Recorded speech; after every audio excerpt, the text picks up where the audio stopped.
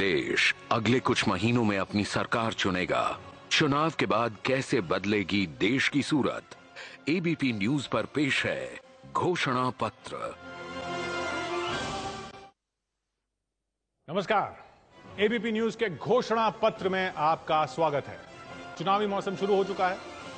5 राज्यों के चुनाव और फिर आगे 2014 में लोकसभा चुनाव। सत्ता की बागडोर संभालने का दावा करने वाले और सत्ता की बागडोर अपने हाथ में रखने वाले अपने अपने दावे पेश कर रहे हैं। सरकार, कांग्रेस, राहुल गांधी बता रहे हैं कि उन्होंने क्या क्या किया। राहुल अधिकार की बात करते हैं तो नरेंद्र मोदी भ्रष्टाचार की बात करते हैं। सरकार बता रही है कि क्या किया तो विपक्ष बता रहा है कि क्या गलत किया। लेकिन हमें यह जानना है, आपको यह जानना है, जिनको वोट देना है उनको यह जानना है कि अगली सरकार क्या करेगी। इसलिए एबीपी न्यूज ने यह मंच तैयार किया है, घोषणा पत्र। इसमें हम कोशिश करेंगे कि हर पार्टी के हर बड़े चेहरे को आपके सामने लाएं ताकि वो आपको बता सकें कि वो सत्ता में आने के बाद, आपका वोट लेने के बाद आपकी जिंदगी में क्या बदलाव करेंगे, कैसे बदलाव करेंगे। उन नेताओं के सामने होंगे जनता की नब्ज पकड़ने वाले, नेताओं की भाषा पढ़ने वाले वरिष्ठ विश्लेषक और हर क्षेत्र की अहम हस्तियां। सवाल तीखे होंगे, जवाब सीधे लिए जाएंगे। तो शुरू करते हैं ये सिलसिला एबीपी न्यूज का घोषणा पत्र। और आज इस पहले कार्यक्रम में हमारे साथ हैं उस पार्टी के अध्यक्ष जो सत्ता में आने का दावा ठोक रही है, मुख्य विपक्षी दल भारतीय जनता पार्टी के राष्ट्रीय अध्यक्ष राजनाथ सिंह।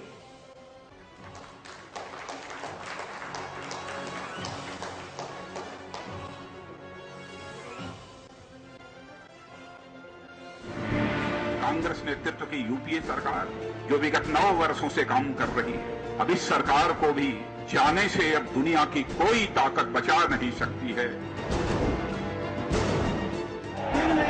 भारतीय जनता पार्टी के नेतृत्व की एनडीए सरकार आएगी। राजनाथ सिंह के कंधों पर है बीजेपी को 2014 के चुनाव में जीत दिलाने की बड़ी जिम्मेदारी। लोकसभा चुनाव से करीब 1.25 साल पहले जनवरी में राजनाथ को बीजेपी की कमान ऐसे वक्त में मिली जब पार्टी गुटबाजी में फंसी हुई थी। गडकरी, आडवाणी और आरएसएस का विवाद चल रहा था।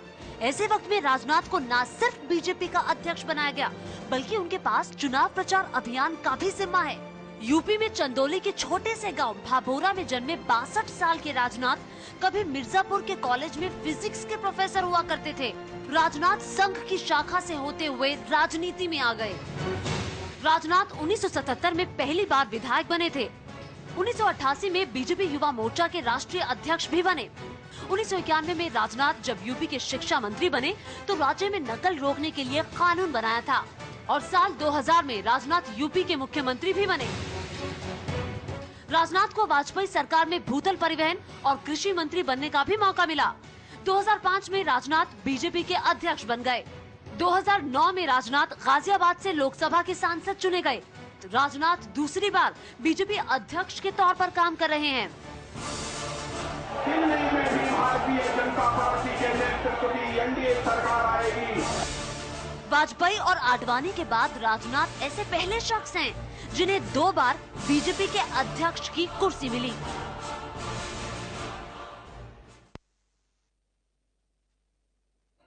हमारे बीच आ चुके हैं बीजेपी अध्यक्ष राजनाथ सिंह। मैं उनसे गुजारिश करूंगा कि वो मंच की तरफ आए।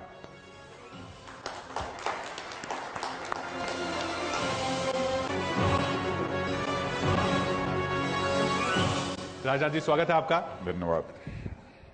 सबसे पहले गुजारिश आपसे, जैसा हमारे कार्यक्रम का नाम है, आपका घोषणा पत्र क्या होगा?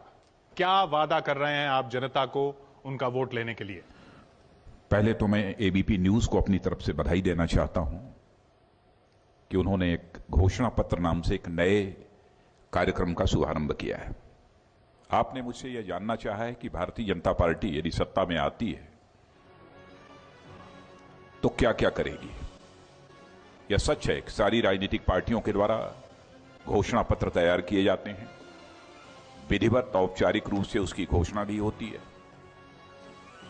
लेकिन हमने देखा है कि जब से स्वतंत्र भारत में यह चुनावी सिलसिला प्रारंभ हुआ, तब से सभी राजनीतिक पार्टियों ने चुनावी घोषणा पत्रों में बहुत सारी बातें कही, बहुत सारे वादे किए। मैं यह मानता हूं कि आंशिक रूप से भी उन वादों को पूरा कर दिया होता तो शायद हमारा भारत आज यह विश्व की महाशक्ति बन गया होता। नेताओं द्वारा किए गए वादे और उन्हें न पूरा करना, यानी कृति और कथन, वर्ड्स और डीड्स में अंतर होने के कारण भारत की राजनीति और भारत के राजनेताओं के प्रति एक विश्वास का संकट, क्राइसिस ऑफ क्रेडिबिलिटी पैदा हुई है। लेकिन भारतीय जनता पार्टी जो चुनावी घोषणा पत्र तैयार करेगी, मैं यह बतलाना चाहता हूं, वह हमारे लिए घोषणा पत्र नहीं है, वह हमारे लिए एक संकल्प पत्र है। हम जो कुछ भी अपने घोषणा पत्र में लिखेंगे बहुत ही सोच समझकर, नाप तौल कर लिखेंगे। और इसके लिए हमने 2 कमेटी भी बनाई है। एक विजन डॉक्यूमेंट कमेटी, जिसके की अध्यक्ष श्री नितिन गडकरी को बनाया है, और दूसरा इलेक्शन मैनिफेस्टो कमेटी, जिसके की चेयरमैन की जिम्मेदारी मैंने डॉक्टर मुरली मनोहर जोशी को दी है। यह सब सारे लोग आपस में मिलकर विजन डॉक्यूमेंट भी तैयार करेंगे और साथ ही साथ इलेक्शन मैनिफेस्टो भी तैयार करेंगे। इस हिंदुस्तान के जितने भी भिन्न भिन्न क्षेत्रों के एक्सपर्ट्स हैं, उनके साथ भी विचार विमर्श करेंगे। भिन्न भिन्न पेशों में लगे हुए जो भी हस्तियां हैं, जो भी लोग हैं, उनके साथ भी विचार विमर्श करने के बाद हम अपना विजन डॉक्यूमेंट भी तैयार करेंगे और साथ ही साथ अपना इलेक्शन मैनिफेस्टो भी हम तैयार करेंगे। मैं आपको याद दिलाना चाहता हूं, जो मैंने कहा है कि घोषणाएं तो बहुत सारी की जाती हैं लेकिन उन्हें पूरा नहीं किया जाता। मैं पीछे नहीं ले जाना चाहता हूं, लेकिन यहां मैं जरूर बतलाना चाहूंगा कि यह कांग्रेस लेड यूपीए गवर्नमेंट, कई बार इसने कहा कि 100 दिनों के अंदर हम महंगाई को रोक देंगे, लेकिन 100 दिन क्या, 1000 दिन गुजर गए, लेकिन महंगाई को नियंत्रित करने में इस सरकार को सफलता नहीं मिल पाई। इसके अतिरिक्त तेलंगाना के बारे में भी कांग्रेस लेड यूपीए गवर्नमेंट ने वर्षों पहले कहा था कि हम जल्दी से जल्दी तेलंगाना राज्य का गठन करेंगे, और टीआरएस, जिसने तेलंगाना राज्य के बनाने का मूवमेंट प्रारंभ किया था, उन लोगों के साथ समझौता भी कर लिया। इसी आधार पर अंत में उसे समय पर पूरा न करने के कारण टीआरएस के लोगों ने गठबंधन से अपने को अलग कर लिया। वैसे ही फूड सिक्योरिटी बिल के बारे में भी इस सरकार ने वर्षों पहले, शायद 8 वर्ष पहले ही ये कहा था कि हम फूड सिक्योरिटी बिल लाएंगे, लेकिन जब चुनाव का समय आ गया तब इस सरकार ने फूड सिक्योरिटी बिल लाने का फैसला किया है। तो ऐसे वादे तो बहुत सारे हुए हैं, लेकिन मैं यह मानता हूं कि आगामी चुनाव की दृष्टि से भारतीय जनता पार्टी यह मानती है कि हमारा देश गंभीर आर्थिक संकट के दौर से गुजर रहा है। हमारा देश आंतरिक और बाह्य सुरक्षा के संकट से भी घिरा हुआ है, और साथ ही साथ यह कांग्रेस नेतृत्व की यूपीए सरकार कूटनीतिक मोर्चे पर भी पूरी तरह से विफल है। इन सब सारी चुनौतियों से इस देश को निजात दिलाने के लिए हमारा क्या कार्यक्रम होगा, जब हमारा विजन डॉक्यूमेंट तैयार होगा, उस समय हम इस देश को जानकारी औपचारिक रूप से देंगे। राजनाथ जी, इनमें इस सरकार के बनने में, आपकी सरकार बनने में चुनौतियां बहुत हैं। हम उन चुनौतियों पर एक एक करके चलते हैं, और हमारे साथ ये विशिष्ट अतिथि हैं, वो भी आपसे सवाल पूछना चाहेंगे। सबसे पहले पहली चुनौती की बात करते हैं। मैं गुजारिश करूंगा आप बैठें और हम पहली चुनौती की बात करते हैं। और सबसे बड़ी चुनौती, जी सबसे बड़ी चुनौती और सबसे पहली चुनौती, ये सवाल मैं ही आपसे लेता हूं और फिर मैं लोगों के पास भी जाऊंगा। सबसे पहली चुनौती, 272 कैसे आएंगे?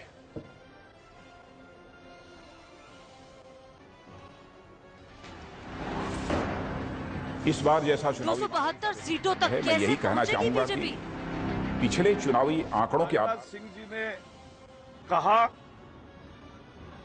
कि हम पूरे आत्मविश्वास से चुनाव का सामना करेंगे। मिशन 272 प्लस ये लेकर हम लोगों के पास जाएंगे। बीजेपी प्रवक्ता के ये शब्द हैं 18 अगस्त के, जब पार्टी की चिंतन बैठक से नारा निकला, टारगेट 272। ये नारा उस वक्त का है जब नरेंद्र मोदी पीएम उम्मीदवार नहीं बने थे, वो सिर्फ चुनाव प्रचार अभियान के प्रमुख थे।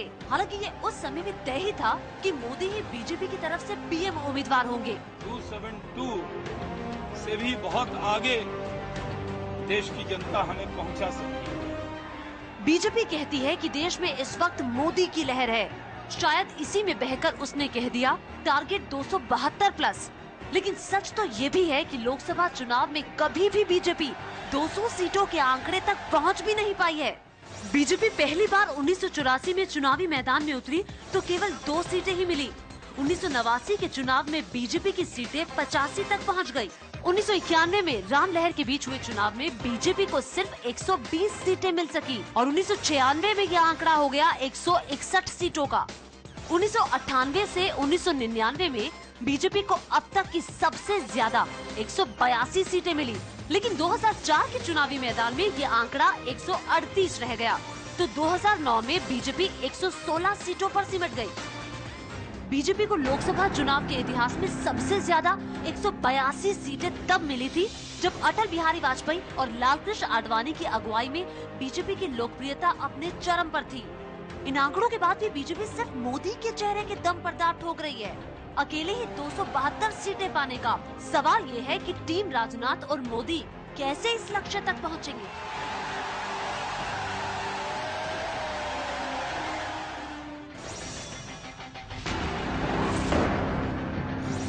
दो 272 सीटों तक कैसे पहुंचेगी बीजेपी? राजनाथ जी, एक आंकड़ा मैं भी आपके सामने पेश कर दूं। 433 सीटों पर आपने पिछली बार चुनाव लड़ा। सब जानते हैं 116 में ही जीत पाई बीजेपी। लेकिन एक अहम आंकड़ा यह कि 170 सीटों पर आपकी पार्टी की जमानत जब्त हो गई। यानी 263 सीटें ही ऐसी हैं जहां आप गेम में हैं, क्योंकि बाकी में तो जमानत जब्त हो गई, आप लड़े नहीं। तो 272 तक कैसे पहुंचेंगे? पिछले 2009 के चुनाव में भारतीय जनता पार्टी 430 सीटों पर चुनाव लड़ी थी। यदि हमारी स्थिति उस समय बहुत अच्छी रही होती तो हम केवल 116 सीटों पर विजय कैसे हासिल करते। उस समय की परिस्थितियों में और आज की परिस्थितियों में जमीन आसमान का अंतर है। और मैं कह सकता हूं, इस समय जैसा देश में माहौल है, सन 1977 में जैसा माहौल था कांग्रेस के खिलाफ, वैसा ही माहौल, उससे कहीं अधिक माहौल इस समय सारे देश में है।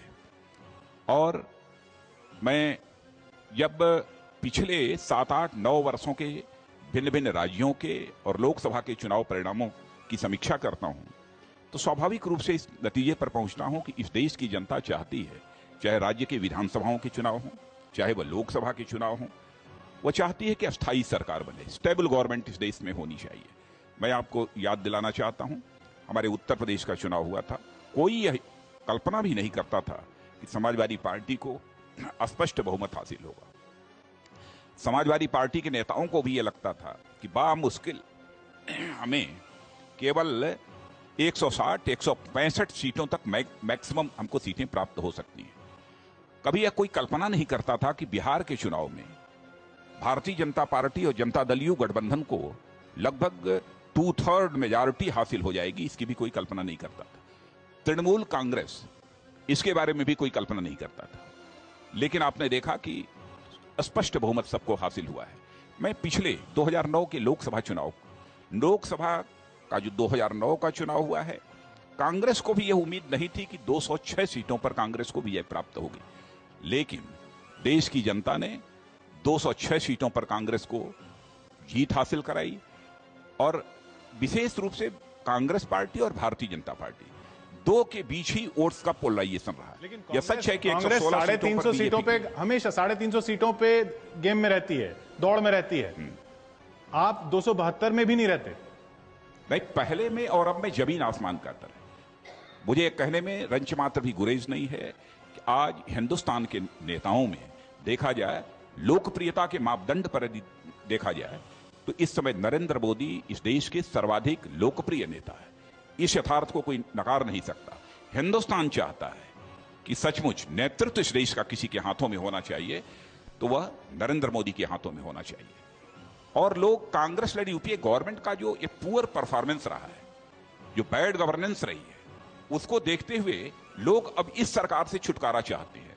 तो यदि देश की जनता स्टेबल गवर्नमेंट, स्थायी सरकार चाहती है इस देश में, तो या तो कांग्रेस दे सकती है या तो भारतीय जनता पार्टी दे सकती है। कांग्रेस को यदि देश की जनता नकार रही है तो स्वाभाविक रूप से आज विकल्प यदि कोई बचता है तो भारतीय जनता पार्टी बचती है। और मैं यह भी कहना चाहूंगा कि 98 से लेकर 2004 तक हम लोगों ने गवर्नमेंट चलाई है, बीजेपी लेड एनडीए गवर्नमेंट रही है, आदरणीय अटल बिहारी वाजपेयी हमारे प्रधानमंत्री रहे हैं। उस गवर्नमेंट के परफॉर्मेंस और साथ ही साथ कांग्रेस लेड यूपीए गवर्नमेंट के 9 वर्षों के परफॉर्मेंस का कंपैरिजन कोई करेगा तो स्वाभाविक रूप से इस नतीजे पर पहुंचेगा कि गुड गवर्नेंस देने वाली यदि कोई पॉलिटिकल पार्टी है तो वो बीजेपी है। और इतना ही नहीं, आज जिन स्टेट्स में भी हम गवर्नमेंट अपनी चला रहे हैं उस गवर्नमेंट के परफॉर्मेंस की और दूसरे गवर्नमेंट्स के परफॉर्मेंस का भी यदि कोई कंपैरिजन करेगा तो वह भी इस नतीजे पर पहुंचेगा। बहुत यदि गुड गवर्नेंस यदि नहीं कह पाएगा किन्हीं कारणों से तो यह तो स्वीकार करेगा कंपैरेटिवली गुड गवर्नेंस देने वाली कोई पॉलिटिकल पार्टी है तो भारतीय जनता पार्टी है। इसलिए भारतीय जनता पार्टी के प्रति स्वाभाविक रूप से जन सामान्य का समर्थन इस बार बहुत ही अधिक मिलने वाला। राजनाथ सिंह जी, मैं रशीद किदवाई हूं टेलीग्राफ न्यूज़पेपर से। मेरा आपसे सवाल ये है कि आपके गृह राज्य उत्तर प्रदेश में आपकी सीटें कहां से आएंगी? उत्तर प्रदेश में सबसे ज्यादा लोकसभा की सीटें हैं।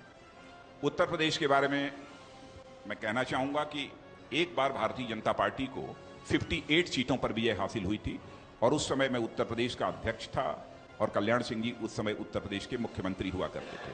58 तक का रिकॉर्ड हम कायम कर चुके हैं और इस बार उत्तर प्रदेश में जैसा एक राजनीतिक माहौल है उस राजनीतिक माहौल को देखते हुए मैं आश्वस्त हूं कि भारतीय जनता पार्टी 40 या 45 से अधिक सीटों पर उत्तर प्रदेश में सफलता हासिल करेगी। इस 272 के टारगेट से जुड़ा हुआ किसी का अगर सवाल हो। राजनाथ सिंह जी, मैं अशोक वानखड़े हूं, मैं एबीपी के साथ राजनीतिक विश्लेषक के तौर पे काम करता हूं। मेरा सवाल है कि मोदी जरूर लोकप्रिय है लेकिन क्या सर्वमान्य है? दूसरी बात, जिस गुड गवर्नेंस की आप बात करते हैं तो हिमाचल, उत्तराखंड और कर्नाटक में आपकी सरकारें थी, वहां क्यों आपकी हार हुई? अब आप ये कहेंगे कि इसका मतलब कि श्री अटल बिहारी वाजपेयी जी के नेतृत्व की जो सरकार थी उसका परफॉर्मेंस पुअर था। यदि सरकार नहीं बनी तो दूसरी बार तो इसका अर्थ यह कदापि नहीं लगाया जा सकता है कि इसके पहले की जो सरकार चली है उसका परफॉर्मेंस बहुत पुअर था।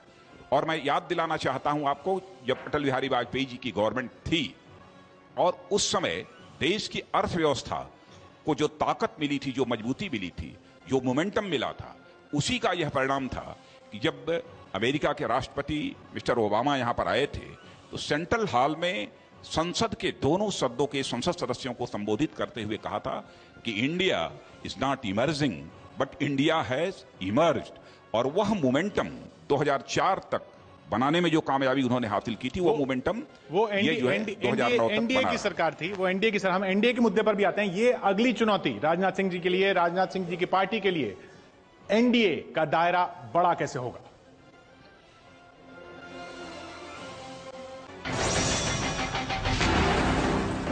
एनडीए कैसे बड़ा होगा?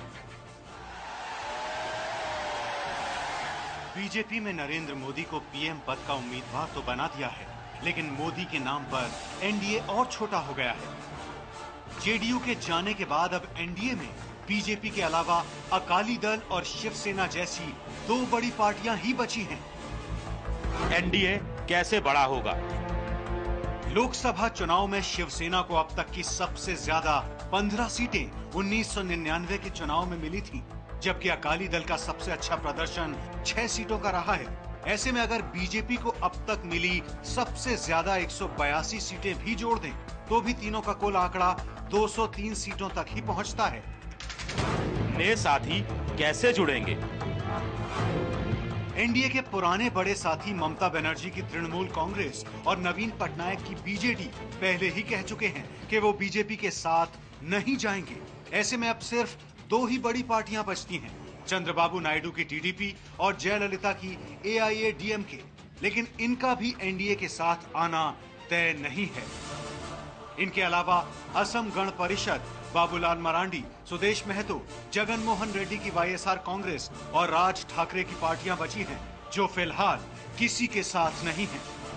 लेकिन ये छोटी छोटी पार्टियां हैं और इनसे कोई बड़ी उम्मीद नहीं है।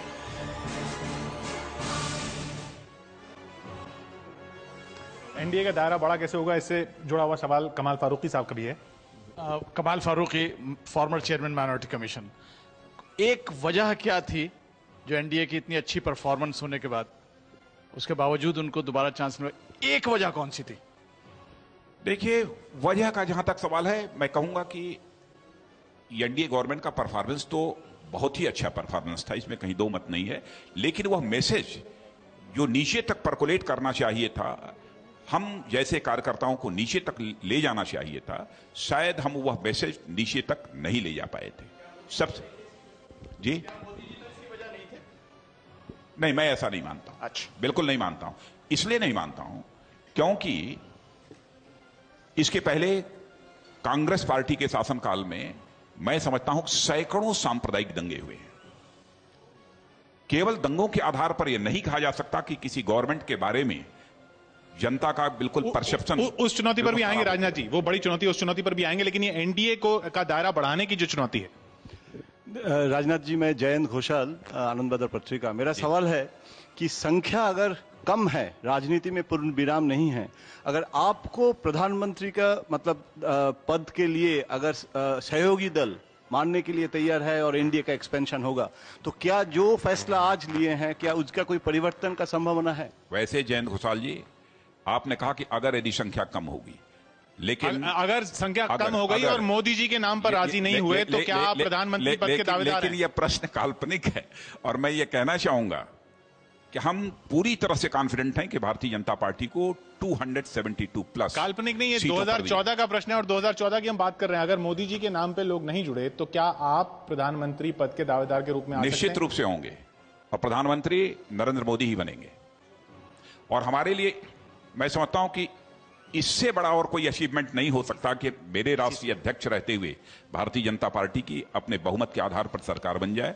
लेकिन मैं यह भी देश की जनता को आश्वस्त करना चाहता हूं कि जिन राजनीतिक पार्टियों को हम साथ लेकर चुनाव लड़ेंगे, भले ही हमें स्पष्ट बहुमत क्यों न हासिल हो जाए, सबकी भागीदारी सरकार में होगी। राजनाथ सिंह जी, आप नमस्कार, मैं दिबांग हूं आपके बिल्कुल दाईं तरफ।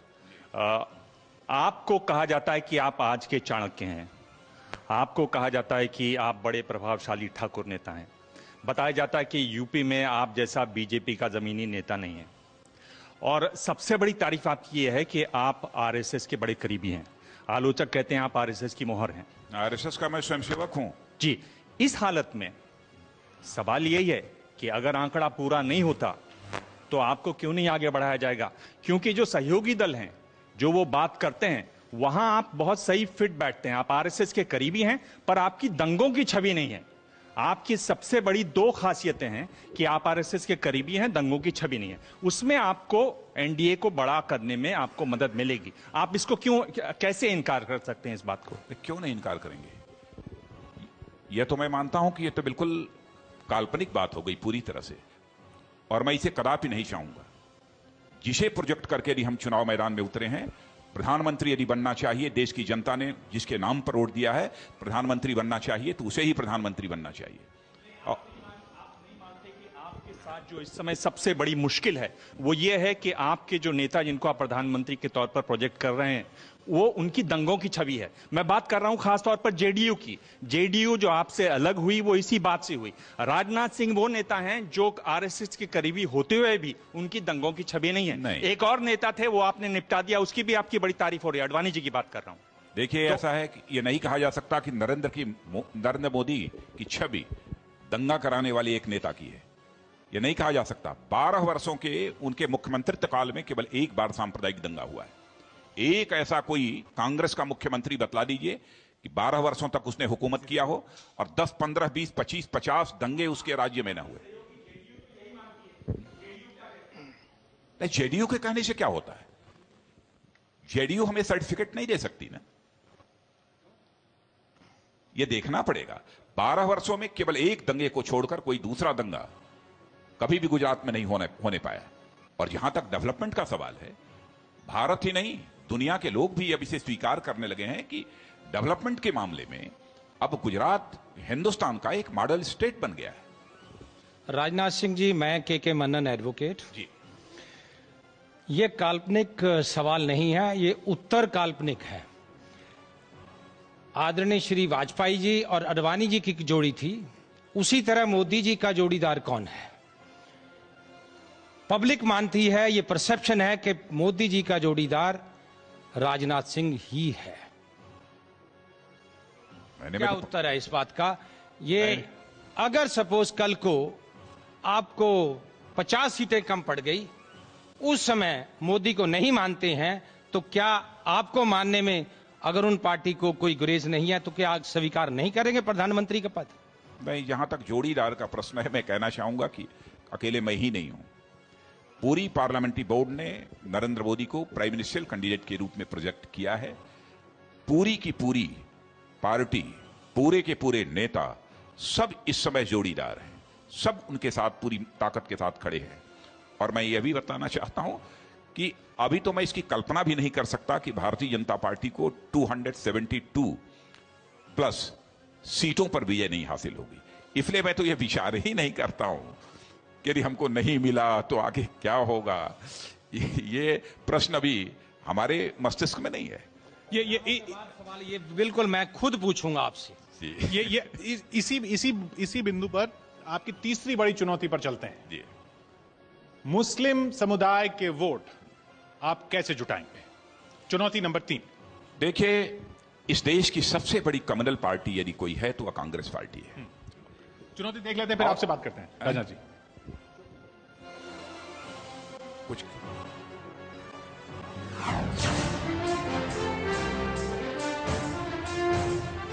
लड़ाई भैया कराई जाती है, राजनीतिक फायदे के लिए कराई जाती है। आम आदमी लड़ना नहीं चाहता है, और यहाँ ऐसी राजनीतिक शक्तियां हैं जो जानती हैं कि अगर लड़ाई नहीं हुई तो वो नहीं जीत सकते हैं। 9 अक्टूबर को अलीगढ़ की सभा में राहुल ने जो कहा, उसका मतलब साफ है कि दंगे नेताओं के इशारे पर हो रहे हैं। राहुल का इशारा बीजेपी की तरफ भी था।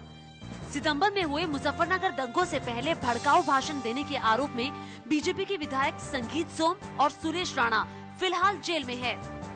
हालांकि बीजेपी का कहना है कि दंगा वो नहीं, बल्कि खुद को सेक्युलर कहने वाले करवा रहे हैं। ये बात राहुल गांधी जी हो या कांग्रेस पार्टी हो या मुलायम सिंह यादव जी हो, ये सब के सब जानते हैं कि जो सेकुलरिज्म के सूरमा है वही दंगों के दबंग हैं, और उन दंगों के दबंगों को किस तरह से राजनीतिक संरक्षण में बचाया जा रहा है। मुजफ्फरनगर दंगों के दाग तो बीजेपी पर लगे ही, लेकिन इससे भी बड़ा दाग गुजरात दंगों के रूप में बीजेपी और मोदी पर 11 साल पहले से लगा हुआ है। ऐसे में बड़ा सवाल ये है कि मुसलमानों को बीजेपी अपने साथ कैसे जोड़ पाएगी। हमारे साथ अनिरुद्ध बहल जी हैं, वो इस मुद्दे पर आपसे सीधा सवाल पूछना चाहते हैं। जी राजनाथ जी, मैं आपसे ये पूछना चाहूँगा कि अल्पसंख्यक समाज को आप यूपी में कैसे अपने साथ जोड़ेंगे, जबकि खासतौर से मुजफ्फरनगर इंसिडेंट भी हुआ है और गुजरात का एक शैडो एक तरह से बीजेपी पार्टी पे है दो दंगों को लेके गोधरा के।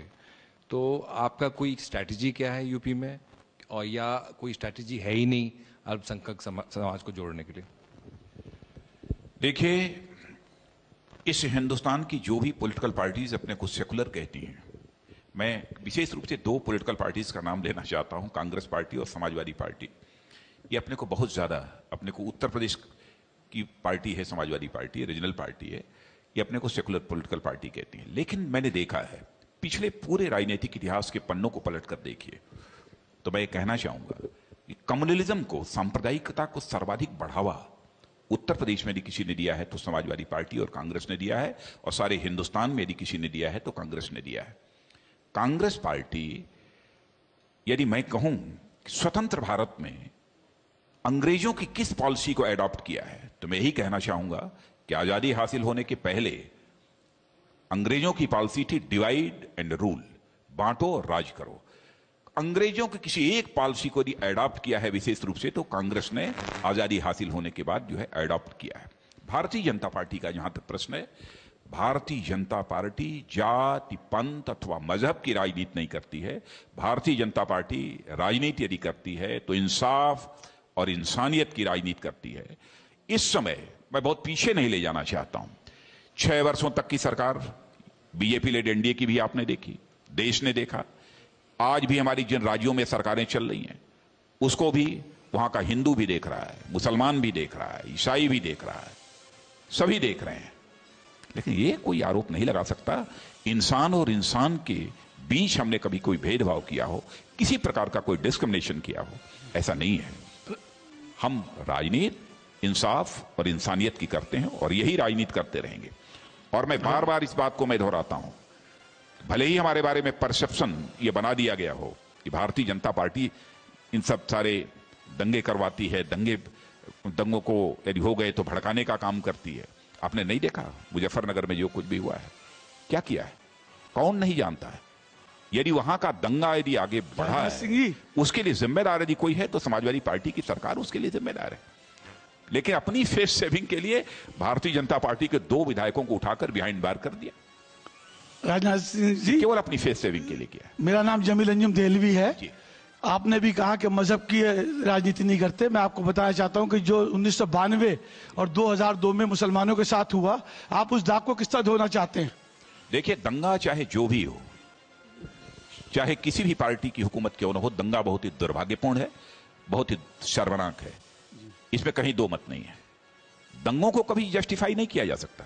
हम बराबर इसी नजरिए से देखते हैं जो बात मैं बोल रहा हूं। क्या नरेंद्र मोदी जी माफी मांगेंगे उसके लिए? माफी, मैंने कहा किसने माफी? मुसलमानों को करीब लाने के लिए माफी। देखिए, माफी क्या नरेंद्र मोदी ने नहीं कहा कि जो दंगा हुआ वो दुर्भाग्यपूर्ण है? नहीं, उन्होंने नहीं कहा, अटल जी ने कहा। नहीं, आपने कांग्रेस की हुकूमत में जब भी हुआ है, समाजवादी पार्टी की हुकूमत में दंगा हुआ है, लगभग 70-80 लोगों की जाने गई हैं। मेरा मानना यह है कि आप धार्मिक, आप मजहब की सियासत कहते हैं कि वो क्षमा मांगे। राजनाथ सिंह जी, आप धर्म की सियासत करते हैं। 1996 में आपने एक भी पार्लियामेंट का टिकट मुसलमान को नहीं दिया। 1998 में सिर्फ 2 मुसलमानों को दिया 545 में। और आज भी ये पूरे हिंदुस्तान में ये कंडीशन है कि गुजरात और मध्य प्रदेश के अंदर कोई एमएलए मुसलमान नहीं है। आप बताइए, धर्म की राजनीति नहीं है तो किसकी राजनीति है? मैं आपको बतलाना चाहता हूं कि मुस्लिम्स को टिकट मिलेगा, लेकिन मैं ये बतलाना चाहता हूं आपको कि देखिए, भारतीय जनता पार्टी के बारे में परसेप्शन मुस्लिम्स के में बना दिया गया है कि भारतीय जनता पार्टी मुस्लिम विरोधी है। तो सच्चाई है कि जितना भारतीय जनता पार्टी के साथ मुस्लिम समाज को जुड़ना चाहिए वह नहीं जुड़ पा रहा है। और जब जुड़ना प्रारंभ हो जाएगा, और जो लोग हमारे साथ जुड़े हैं वो हमारी भारतीय जनता पार्टी के कद्दावर नेता है। इसके पहले भी आपने सिकंदर बख्श साहब का नाम सुना होगा, आरिफ बेग साहब का नाम सुना होगा, आज भी हमारे यहाँ शाहनवाज हुसैन, मुख्तार अब्बास नकवी और हमारे कई राज्यों में मंत्री भी हैं जी।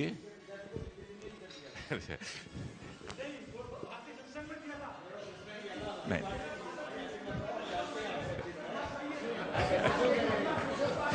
चलिए एक नहीं विजय जी नहीं वो ठीक, ओके, थैंक यू। चलिए अगला सवाल रेखा जी का। राजनाथ जी, और मैं नहीं, एक बात और इसमें मैं जोड़ना चाहता हूं कि मैं इस देश के अपने अल्पसंख्यक भाइयों से विनम्रता पूर्वक अपील करना चाहता हूं कि आपने इस देश की सारी राजनीतिक पार्टियों को देख लिया है, एक बार भारतीय जनता पार्टी को परखिए।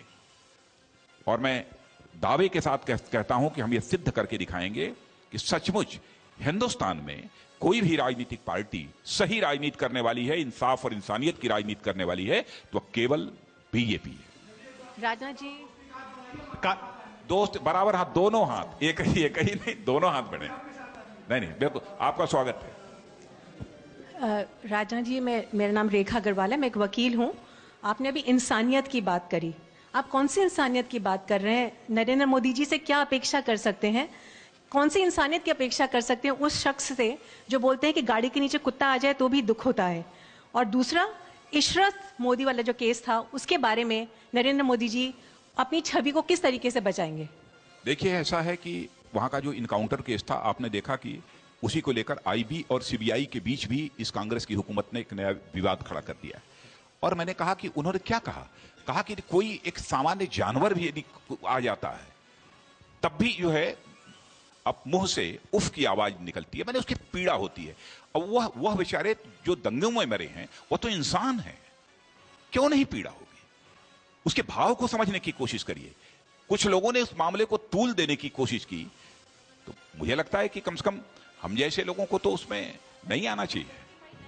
तुलना कहां से इंसानियत के नजरिए से देखें तो जस्टिफाइड थी? नहीं मेघा जी, ऐसा है कि उन्होंने पिल्ला किसी कौम को कहा हो, किसी व्यक्ति को कहा हो, ऐसा नहीं है। उनका कहने का उद्देश्य था एक जानवर भी यदि नीचे आ जाता है तेरे मुंह से उफ की आवाज निकलती है। जैसे हम बोलते हैं कि हमारी संस्कृति की यह विशेषता है कि यदि चींटी भी कभी हमारे पैरों से दब जाती है तो एक बार हमारे मुंह से उफ की आवाज निकलती है। इसका मतलब कि नहीं सारा हिंदुस्तान चींटी हो गया। खैर सर, इशरत वाले केस के बारे में आप बताइए कि नरेंद्र मोदी जी कैसे अपनी छवि को बचाएंगे? देखिए वहां की गवर्नमेंट, देखिए नरेंद्र मोदी का उसमें इन्वॉल्वमेंट कहीं नहीं है। वहां की गवर्नमेंट को जो भी इंफॉर्मेशन मिली उस इंफॉर्मेशन के आधार पर यह सब सारी कार्रवाई हुई। उसके लिए वहां के मुख्यमंत्री को रिस्पॉन्सिबल नहीं ठहराया जा सकता।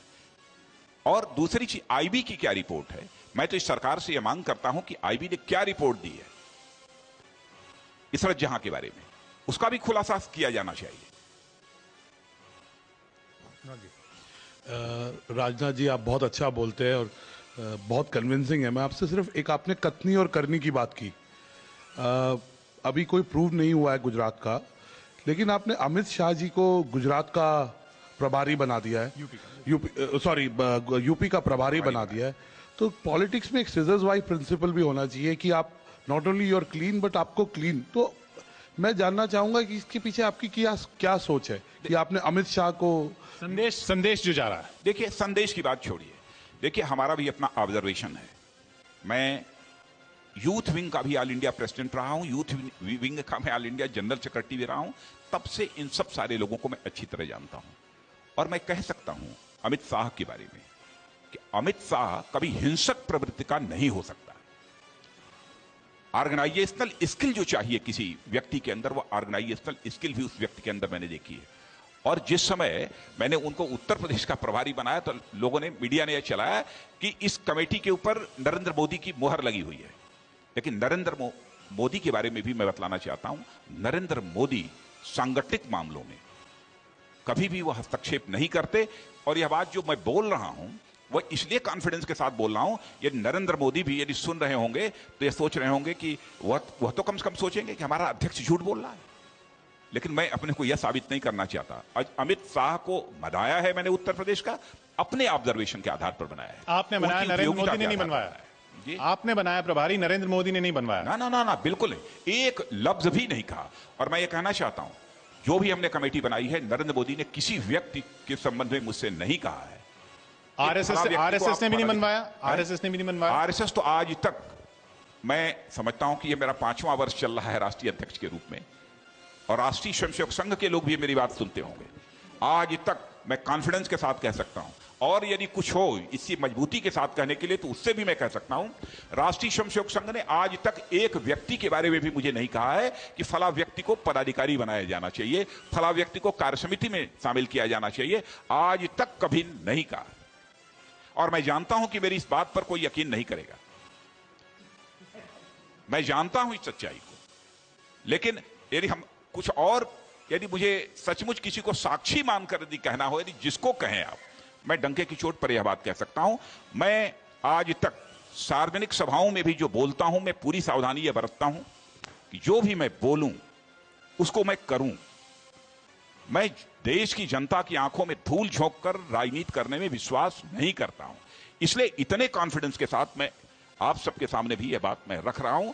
मैं जानता हूं, यह जानते हुए भी कि लोग यकीन नहीं करेंगे, फिर भी मैं यह बात कह रहा हूं। राजनाथ जी, आपने चूंकि शुरू में भी कहा कि आप संघ के स्वयंसेवक हैं, रहेंगे। राष्ट्रीय स्वयंसेवक संघ के संस्थापक हेडगेवार, वैसे आलोक जी भी हैं वो डॉक्टर हेडगेवार व्यक्ति पूजा के विरुद्ध थे और पूजा पाठ भी खुद भी नहीं करते थे। आपका सबसे बड़ा एजेंडा इस समय लगता है कि व्यक्ति प्रमुख है और उसके बल पर ही देश चल सकता है, और उसी तरह से पूजा के नाम पर, मंदिर के नाम पर वोट लेने की कोशिश होती है। क्या संघ के संस्कार भाजपा में आने के बाद खत्म हो जाते हैं, या संघ के ही संस्कार या निर्देशों का पालन होता है? संस्कारों में कभी परिवर्तन नहीं होता है। संस्कार जो होते हैं वो शाश्वत होते हैं, उनमें परिवर्तन नहीं होता है। लेकिन मैं ये कहना चाहूंगा कि व्यक्ति को प्रमोट करने का एक ऐसी व्यवस्था कहीं ना कहीं किसी हर राजनीतिक पार्टी का, हर संस्था का कोई ना कोई एक नेतृत्व करने वाला होता है। और हमारे देश की भी यह परंपरा रही है, कई बार जो prime minister candidate, chief minister candidate project किए जाते हैं। पिछली बार आडवाणी जी को मैंने ही राष्ट्रीय अध्यक्ष रहते हुए प्रोजेक्ट किया था प्राइम मिनिस्टर कैंडिडेट के रूप में, और उसके पहले आदरणीय अटल बिहारी वाजपेयी जी को आदरणीय आडवाणी जी ने उनको प्रोजेक्ट किया था, और इस बार फिर से नरेंद्र मोदी को अध्यक्ष होने के नाते। लेकिन यह प्रोजेक्शन यह नहीं माना जाना चाहिए, मैं यह कोई श्रेय नहीं लेना चाहता हूं कि मैंने किया। यह जो है यह सामूहिक फैसला है, हमारी पार्लियामेंट्री बोर्ड का फैसला है, यह सर्वसम्मत फैसला है। हां, उसकी घोषणा अध्यक्ष होने के नाते मैंने की है। चलिए हम इस पहले यह भी मैं बतला दूं, संघ ने मुझसे नहीं कहा कि नरेंद्र मोदी को प्रोजेक्ट किया जाना चाहिए। इसका वेरिफिकेशन आप जिससे भी कराना चाहते हो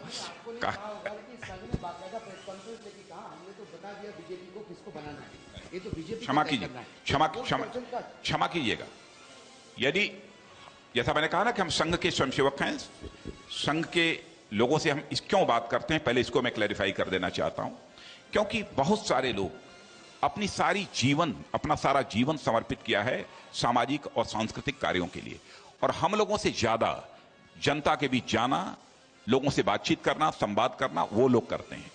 देश की सामाजिक, राजनीतिक, आर्थिक सारी परिस्थितियों पर उनकी पैनी नजर रहती है। कभी यदि हमें आवश्यकता महसूस होती है कि इन सब सारे विषयों पर एक बार उन लोगों से भी परामर्श करना चाहिए, तो उसमें से 1, 2, 3 जो भी होता है, जिनको भी आवश्यक हम समझते हैं, हम उनके साथ परामर्श करते हैं। बस इतना ही है, सीमित इतना ही। संघ ने यह नहीं कहा कि आप उनको प्रमोट करिए। इस मुद्दे पर कई सवाल हैं, लेकिन हम अगली चुनौती की तरफ बढ़ते हैं क्योंकि वक्त भी। और एक चीज मैं और थोड़ी सी अपनी बात को बल देने के लिए मैं कहना चाहता हूं, मैं राष्ट्रीय अध्यक्ष नहीं बना था। अगस्त सितंबर का मेरा इंटरव्यू उठाकर देख लीजिए आप, शायद ईटीवी का इंटरव्यू था, उस समय भी मैंने कहा था कि नरेंद्र मोदी इस समय हिंदुस्तान के सर्वाधिक लोकप्रिय नेता है। जी बहुत ही संक्षेप में बात करें। जी इस मुद्दे पे लौटेंगे, अगली चुनौती पे बढ़ते हैं, फिर आपके पास आता हूं मैं। हाँ जी, क्योंकि आपने काफी पॉजिटिव बातें की और मैं इमोशनल इश्यूज से अलग हटकर बात करूंगा, और मैं आपको बतलाऊंगा कि हर पॉलिटिकल पार्टी ने सच्चर कमेटी की रिपोर्ट को एक्सेप्ट किया है, और उसी के अंदर इंक्लूसिव ग्रोथ की भी बात हुई है, और उसी के अंदर हमारी जो इक्वल अपॉर्चुनिटी की भी बात हुई है। मैं चाहूंगा कि इस मुद्दे के ऊपर भी आप बतलाएं कि आपकी क्या राय है, नंबर 1।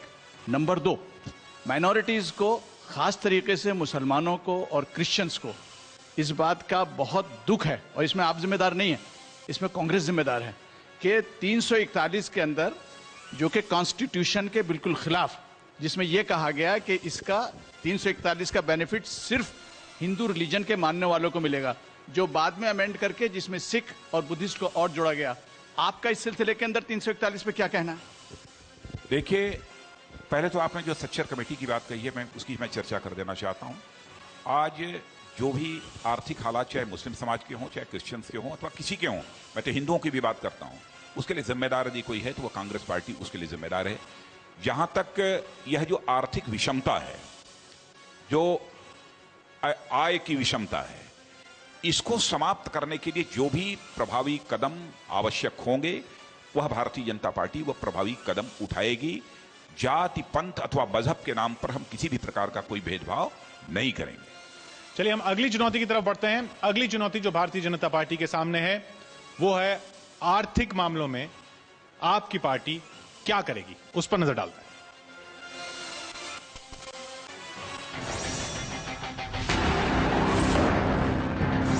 अर्थव्यवस्था और महंगाई को कैसे काबू में करेगी बीजेपी? आज रुपये की कीमत दिनों दिन टूटती चली जा रही है और ऐसा लग रहा है कि बहुत तेजी से भारत के वित्त मंत्री की उम्र के तक पहुंच जाएगी। मोदी से लेकर राजनाथ तक बीजेपी में सबके सब महंगाई और खराब अर्थव्यवस्था को लेकर यूपीए सरकार पर लगातार हमले कर रहे हैं, लेकिन बीजेपी के ये बड़े नेता कभी ये नहीं बताते कि उनकी सरकार बनेगी तो वो इसे कैसे ठीक करेंगे। बीजेपी कहती है कि मनरेगा, भोजन गारंटी, सब्सिडी के बदले डायरेक्ट कैश जैसी स्कीमों से भी अर्थव्यवस्था खराब हुई है और महंगाई बढ़ी है।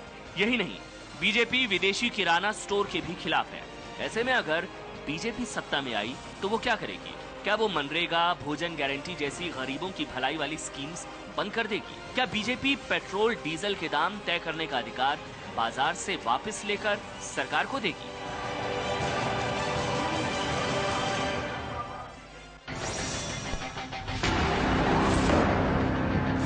अर्थव्यवस्था और महंगाई को कैसे काबू में करेगी बीजेपी? इस पर हमारे साथ अरविंद मोहन जी भी हैं, उनका भी सवाल है इसी मुद्दे पर। देखिए, गुड गवर्नेंस और भ्रष्टाचार और महंगाई, ये तीन मुद्दे बार बार आप लोग बड़ी प्रमुखता से उठाते हैं, लेकिन कैसे काम होगा ये समझ में नहीं आता। काम ये हो रहा है कि 84 कोस कभी आ जाता है, कभी दंगा प्रमुख हो जाता है, कभी नीतीश कुमार का भारतीय जनता पार्टी नहीं लाती। अब ये आप कह रहे हैं, लेकिन जो पब्लिक परसेप्शन है उसमें यही कि वो मुद्दे आ जा रहे हैं जो ठोस जमीनी हकीकत, क्या भोजन की गारंटी, रोजगार की गारंटी, इन सब को वापस लेगी पार्टी या इसको किस फॉर्म में चलाएगी? और डीजल वाली जो बात है, $25-30 पे आपने बाजार के लिए फ्री किया था, आज जब 100 के ऊपर हो गया है तो किस मैकेनिज्म से आप उस कीमत को कम करेंगे? क्या आप बाजार के भरोसे छोड़ के फिर वापस पुराने मैकेनिज्म को वापस ले आएंगे? देखिए, मेरा यह मानना है कि इस समय जो हमारा इकोनॉमिक मॉडल है, उस इकोनॉमिक मॉडल को हम भारत के लिए पर्याप्त नहीं मानते और उचित नहीं मानते। हम अल्टरनेटिव इकोनॉमिक मॉडल के संबंध में भी विचार करेंगे। वेस्टर्न कॉन्सेप्ट के आधार पर कोई मॉडल इस देश में नहीं चलेगा। आपने देखा होगा कि जब आजादी मिली थी, रशियन मॉडल को हमने अडॉप्ट किया था, भारत की क्या हालत हुई। उसके बाद हमने वेस्टर्न मॉडल को अडॉप्ट किया, आज भारत की हालत क्या हो रही है। भारत की जो प्रकृति है, भारत का जो स्वभाव है, इन सब सारी चीजों को देखते हुए एक वैकल्पिक अर्थव्यवस्था के बारे में विचार किया जाना चाहिए। जैसे महात्मा गांधी ने जो कहा था, फ्री मार्केट कैपिटलिज्म, इसको भी उन्होंने स्वीकार नहीं किया था। और साथ ही साथ स्टेट रन कम्युनिस्ट मॉडल को भी उन्होंने स्वीकार नहीं किया था। और महात्मा गांधी ने कहा था कि सचमुच भारत की प्रकृति और भारत के स्वभाव को समझते हुए यहाँ का अपना जो है एक आर्थिक मॉडल होना चाहिए। कांग्रेस अधिकारों की बात कर रही है, क्या आप मनरेगा बंद करेंगे? नहीं, जो भी हमारी वेलफेयर। राजनाथ सिंह जी, क्या आपके घोषणा पत्र में इस वैकल्पिक मॉडल की कोई रूपरेखा आप पेश करेंगे? देखिए, हमारा जो विजन डॉक्यूमेंट तैयार हो रहा है वो इसीलिए तैयार हो रहा है।